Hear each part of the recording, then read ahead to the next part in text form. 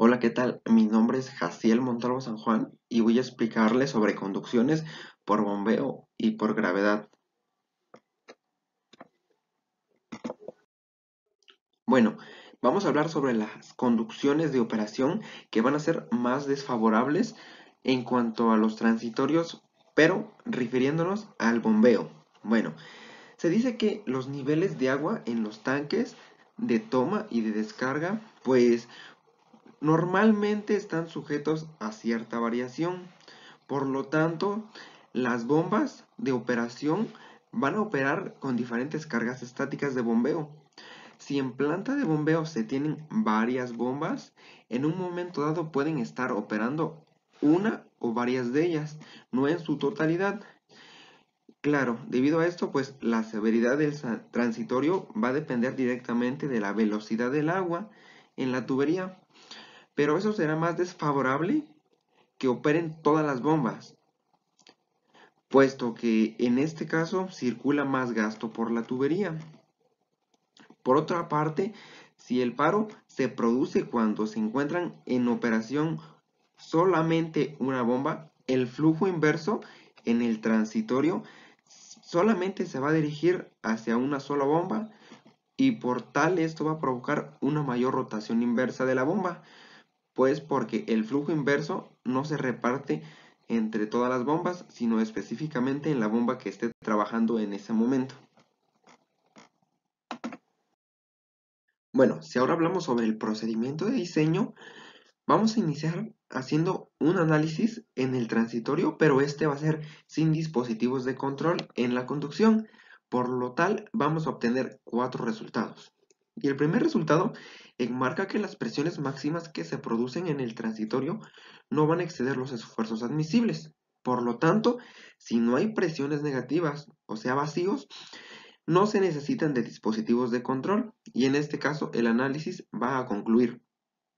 El segundo resultado enmarca que las presiones máximas que se producen en el transitorio no van a exceder los esfuerzos admisibles en el material de la tubería.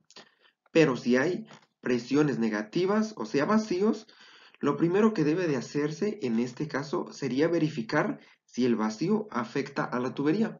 Y esto según el material de los tubos y el tipo de juntas. Pero si los vacíos no resultan peligrosos y no dañan a la tubería, el análisis va a concluir. El tercer resultado enmarca que las presiones máximas que se producen en el transitorio van a exceder la resistencia de los tubos. Y el cuarto enmarca que las presiones máximas que se producen en el transitorio van a exceder la resistencia de los tubos. Y en este caso sí habrá presiones negativas que van a ser peligrosas. Pero para este caso, la solución universal sería utilizar cámaras de aire.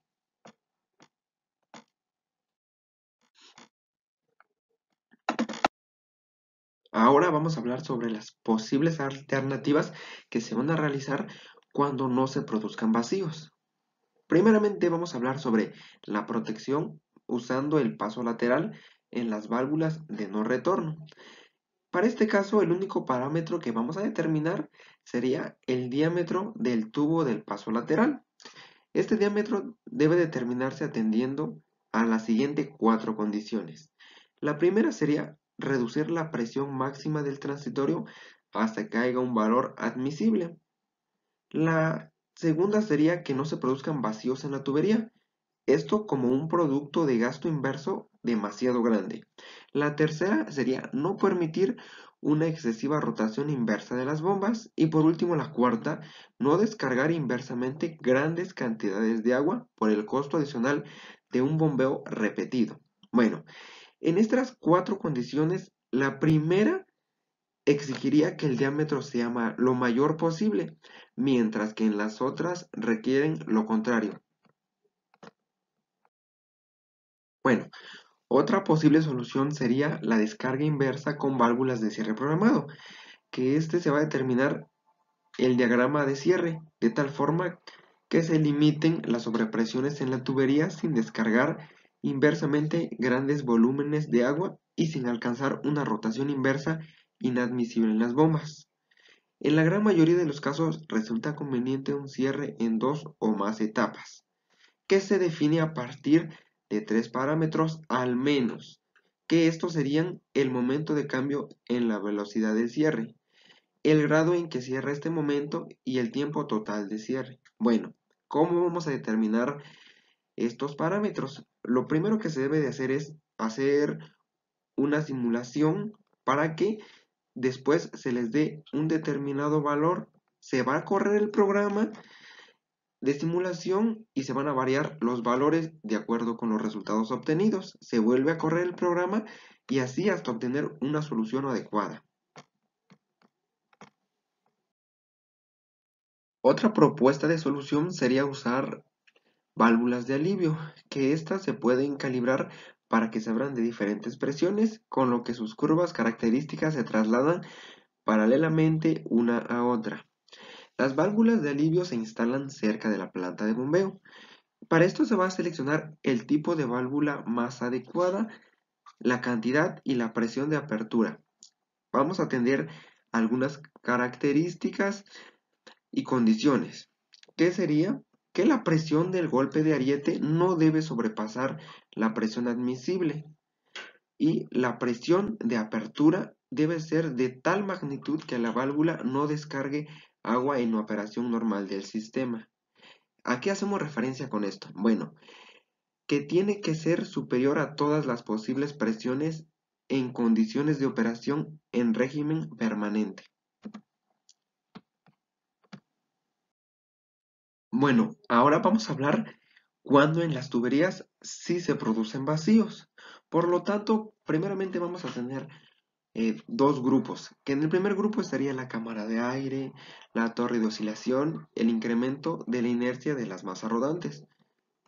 Y en el segundo grupo tendríamos tanques unidireccionales, tanques bidireccionales y válvulas de aire. Por lo tanto, de los medios del primer grupo se instala solo uno en la planta de bombeo para proteger todo el sistema, mientras que de los medios del segundo grupo se pueden instalar varios. Estos se van a instalar en los lugares donde se producen los vacíos. Además, se debe de checar si la tubería puede soportar el vacío. Esto se debe de verificar si las presiones máximas que se producen exceden las permisibles. Bueno, ahora vamos a hablar de las posibles alternativas que podemos tomar y la primera podría ser protección con cámara de aire, que es inmediatamente aguas arriba de la planta de bombeo y tan cerca de esta como sea posible. Por lo tanto, hay que tener en cuenta que estas se deben de colocar con válvulas de no retorno en las bombas. ¿Para qué? Bueno, pues para prevenir el flujo inverso a través de estas. Además, la conexión de la cámara de aire con la conducción debe de poner poca resistencia a la salida del agua. Esto va a ser con el fin de que rápidamente se proporcione el fluido que la bomba ha dejado de dar. Por el contrario, durante la fase de retroceso de la columna de agua, puede ser conveniente que el flujo de entrada tenga ciertas pérdidas de carga. Esto ya que de forma contribuye mejor amortiguando el transitorio. Otra posible solución podría ser la torre de oscilación en la planta de bombeo. Bueno, que los parámetros que debemos de determinar en este manejo de la torre sería en la planta de bombeo, ya que en el diámetro debemos estar al pendiente, su altura y las eventuales pérdidas de carga en su base. Por lo tanto, para poder solucionarlo debemos de realizar un programa. Por lo tal, debemos de realizar varias corridas de simulación en el programa usando diferentes diámetros y coeficientes de pérdida. Vamos a obtener un resultado hasta que obtengamos un diámetro y un coeficiente de pérdida que sea el correcto o el ideal para la torre de oscilación.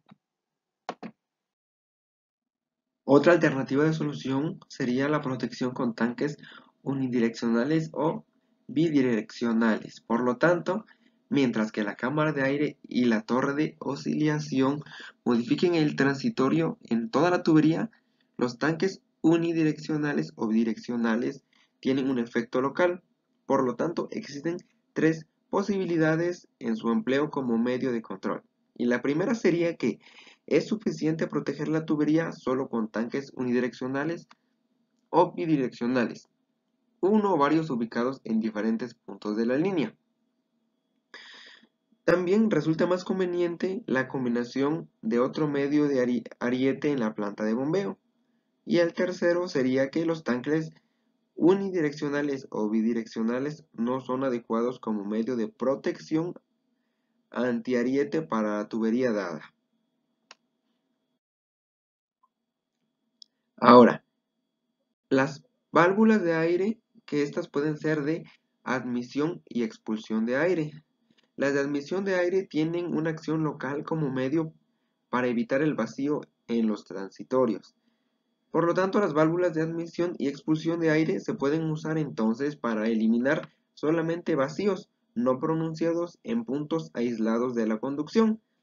También las válvulas de admisión y retención de aire reducen los vacíos. Las válvulas de admisión y retención de aire pueden producir un efecto que va a ser un efecto amortiguador en la fase de sobrepresión, y esto va a ser cuando mayor sea el volumen de aire atrapado, mayor será el efecto amortiguado de sobrepresión.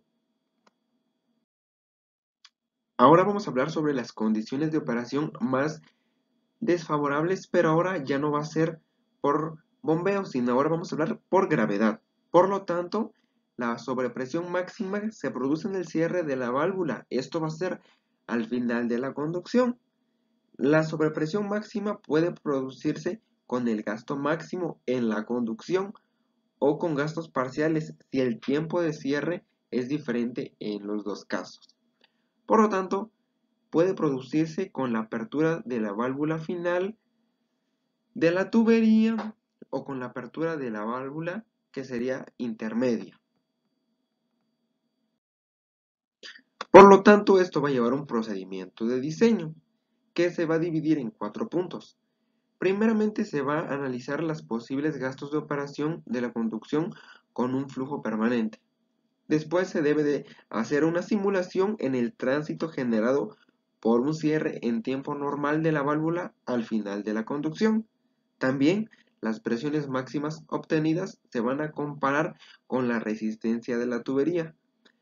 Y una vez que se hayan reducido las presiones máximas, los límites permisibles se revisan para las presiones negativas. Bueno, esto sería todo de mi parte. Gracias.